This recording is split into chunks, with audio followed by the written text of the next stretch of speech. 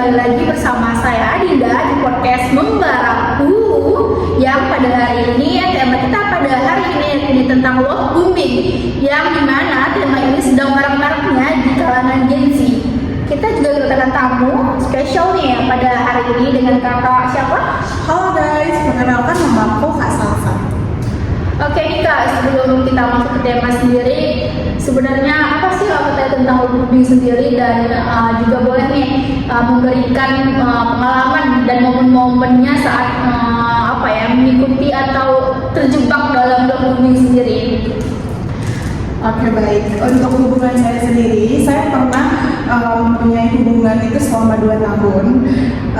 Selama 2 tahun itu ya seperti biasa ya pada umumnya, di hubungan tuh pasti kita tuh dikasih perhatian, kasih sayang.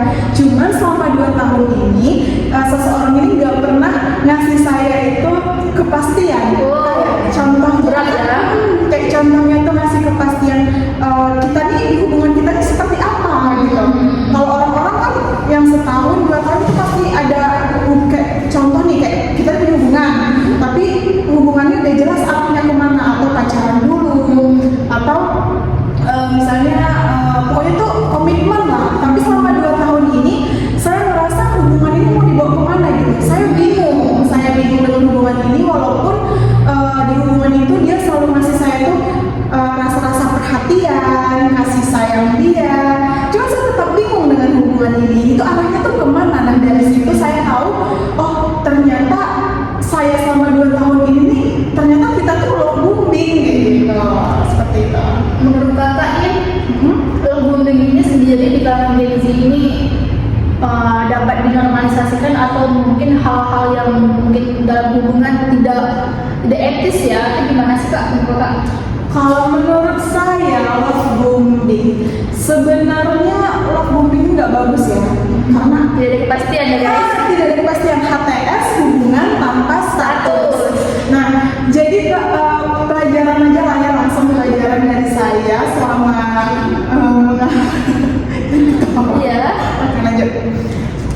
Karena saya mengalami love bombing ini, ya gimana ya?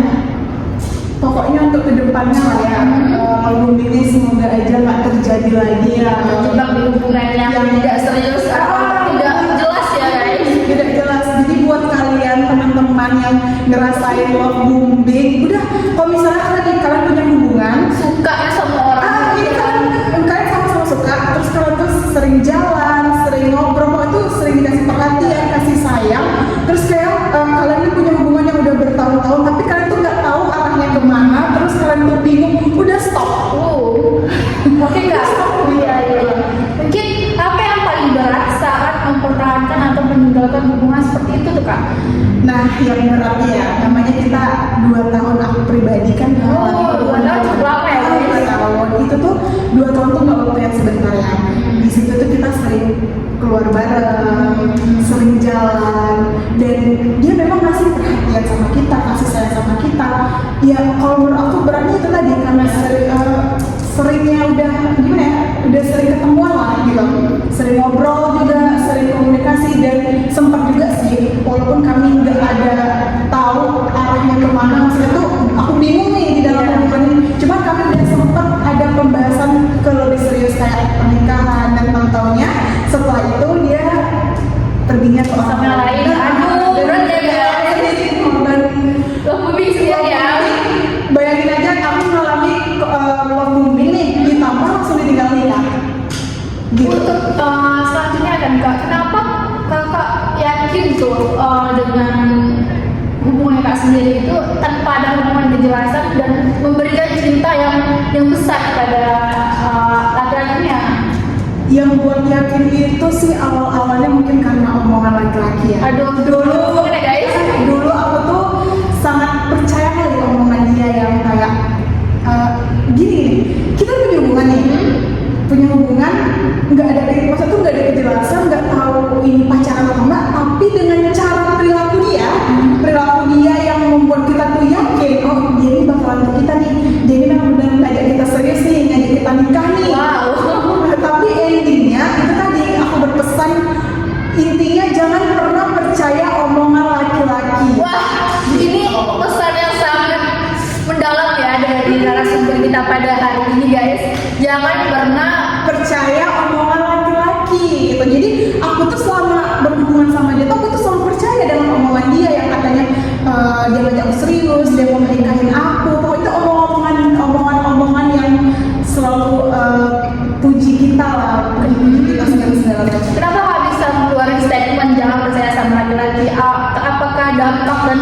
itu begitu besar sama kakak sendiri? Ya pastinya trauma terbesar lah ya, karena Pelajarannya? pelajaran sebegitu percayanya aku sama dia, Wow. sebegitu seyakinnya aku sama dia sampai dia bawa ke keluarga aku. Wow. Ya intinya itu aja lah, jangan pernah percaya omongan laki-laki, karena semua omongan laki-laki itu beberapa persen, 100% hampir 100% nggak bisa dipercaya. Ya mungkin ya itu statement dari kakak sendiri ya guys. Mungkin dari kawan-kawan sekalian mungkin memiliki statement yang lain, tapi yang mungkin juga ada mungkin laki-laki yang baik untuk kita pribadi, namun mungkin untuk narasumber kita sendiri untuk sekarang ini masih memiliki trauma-trauma yang masih terasa. Untuk sekarang nih kak, gimana kak hubungan kak itu sendiri? Apakah sudah keluar atau masih terjebak di rumah itu? Nah untuk saat ini ya pastinya sekarang kan ini saya yang pernah dekat sama saya juga udah tunangan.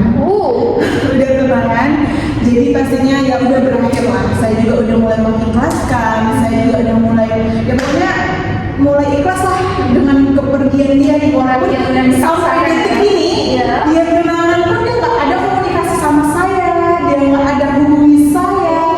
Jadi ya mungkin setelah trauma terbesar saya selama 2 tahun ini saya menjalani hubungan love bombing ini. Oke kak, pertanyaan terakhir nih guys. Setelah keluar dari hubungan love bombing dan toxic ini nih kak, apa sih pelajaran terbesar yang kamu dapat nih kak selama hubungan dengan dia yang sudah 2 tahun lamanya guys, tidak kejelasan, dan dia tiba-tiba juga nikah sama yang lain, dan kita juga ditinggalkan langsung aja tanpa kepastian, tanpa informasi yang jelas. Gimana kak? Simpel aja ya, pelajaran yang saya dapatkan intinya dari semua kisah saya 2 tahun ini, jangan pernah percaya sama laki-laki dan jangan pernah percaya sama omongan laki-laki. Dan Tetap ya guys, dengan statement itu tetap pasti. Oke, ada pesan dan kesan yang kakak ingin sampaikan kepada yang lainnya nih kak, agar tidak terjebak dengan apa ya hubungan membuli yang